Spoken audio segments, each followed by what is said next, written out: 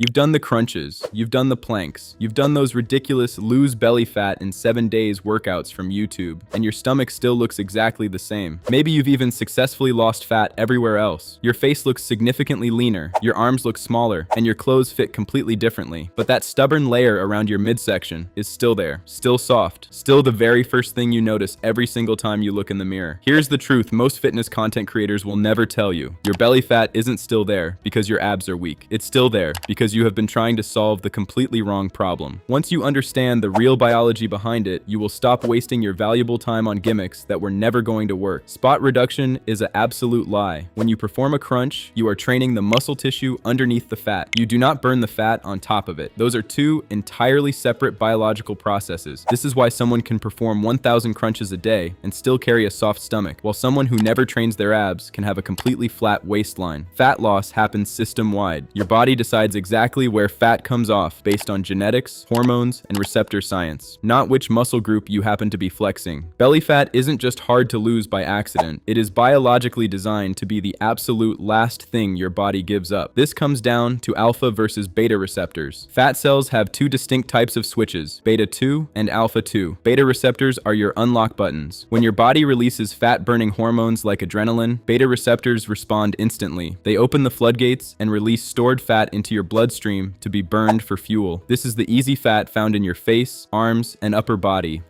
Alpha receptors are the exact opposite. They are the hold button. The same fat-burning signal arrives, but they actively resist it. They slow down the process and command the cell to hold on to that fat for dear life as a survival mechanism. And guess where alpha 2 receptors are most highly concentrated? Your lower belly, your love handles, and your lower back. The first few weeks of a diet feel amazing because you run through the easy fat. Then, suddenly, everything appears to stall. It didn't stall. You simply ran out of easy fat, and your body now has to go after the alpha receptor strongholds. That requires an entirely different strategy. Here are the 7 things that genuinely override those receptors and fix your midsection for good. Number 1, a moderate sustained calorie deficit, not starvation. We are talking about 300 to 500 calories below your maintenance level, held over weeks, not days. Your biology will not tap into alpha receptor fat stores unless your deficit has run long enough to exhaust the easy energy reserves first. If your deficit only lasts until Thursday before a wild weekend blows it up, your body never reaches the stubborn areas. It just keeps recycling the easy fat while your belly sits completely untouched. Number 2,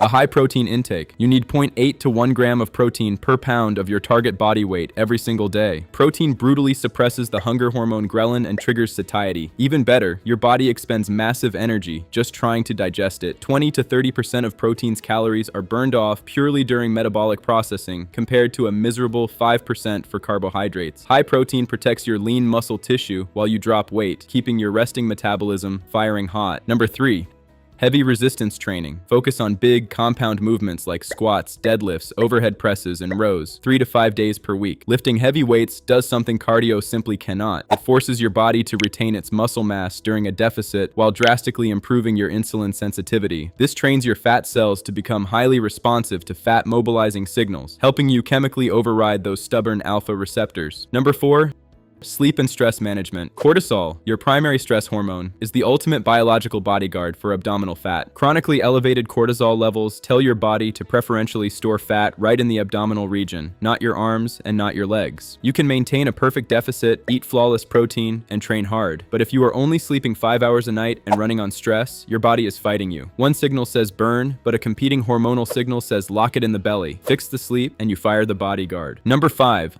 low-intensity, steady-state walking. To mobilize alpha receptors, you need to move the body without stressing the body. When you walk briskly, you enter the lipid oxidation zone, commonly known as Zone 2. In this range, your heart rate stays low enough that cortisol remains completely flat, meaning the red light switches on your belly are never triggered to lock down. Meanwhile, your body relies almost entirely on fat for fuel rather than stored sugars. Number 6, weaponize your non-exercise activity thermogenesis, or NEAT. This represents the movement you accumulate just living, fidgeting, standing, and pacing. The variance in daily movement between a naturally lean person and an overweight person can equal up to 2,000 calories a day. Turn into a movement freak. Park your vehicle at the absolute back of the parking lot. Never sit down when you are taking a phone call. Stand up and pace around the room like a mastermind plotting a scheme. Take the stairs instead of the elevator. These lazy adjustments stack up to 10,000 steps completely by accident. Number 7, Relentless time and patience. Belly fat is the absolute last to leave the building. That is not a sign of failure. It is simply the biological order of operations. Your system could be making spectacular progress for an entire month before your stomach visibly changes. This is where most men sabotage themselves. 3 weeks in, the scale slows down, the lower belly looks exactly the same, and they assume their protocol is broken. It is not broken, it just requires more runway. You need 8 to 16 weeks of honest, unbroken consistency to force your body to finally drain those lower abdominal reserves. Time is not a bonus, time is the core strategy. Before you deploy this protocol, you must eliminate the silent killer that ruins 90% of transformations, the weekend wipeout. You maintain a flawless, disciplined deficit from Monday through Friday afternoon. Then, Saturday brunch, evening drinks, a heavy restaurant dinner, and a lazy Sunday takeaway arrive. A single cheat dinner can easily hit 2,500 calories. In less than 48 hours, your entire weekly deficit is completely erased. It doesn't feel excessive in the brief moment, which is exactly what makes it so dangerous. Belly fat requires 7-day consistency, not Monday to Friday consistency. That single distinction is the entire difference between getting shredded in 12 weeks or spinning your wheels for a year. Stop fighting your masculine biology and start working with it. When you nail the deficit, protect the protein, lift heavy, sleep right, and stack your daily steps, the belly fat has no choice but to come off. It just comes off last. If this finally explained why you've been stuck, drop a comment below and tell me how long you've been chasing your goals. Subscribe if you want fitness content that respects your intelligence, and send this to a friend who is still doing endless crunches trying to fix their waistline. Now, stop wasting reps, drop down, and let's get to work.